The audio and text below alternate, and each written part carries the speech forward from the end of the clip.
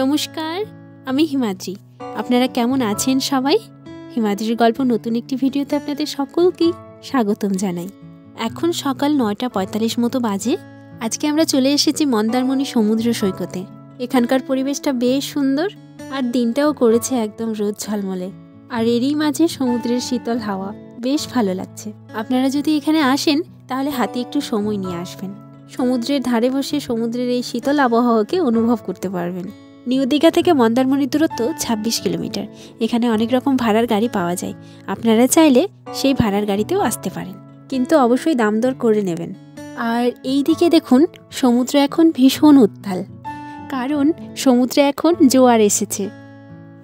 আর এই জোয়ারের সময় সমুদ্র কিন্তু ভীষণ বিপজ্জনক। একদমই এই সময় সমুদ্রে নামবেন না। আমরা এখানে বেশ কিছুক্ষণ সময় কাটালাম, এবার ফিরে যাব। তাহলে আজকের ভিডিওটা এখানেই শেষ করছি।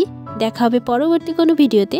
ততক্ষণে সবাই ভালো থাকবেন, সুস্থ থাকবেন। ধন্যবাদ।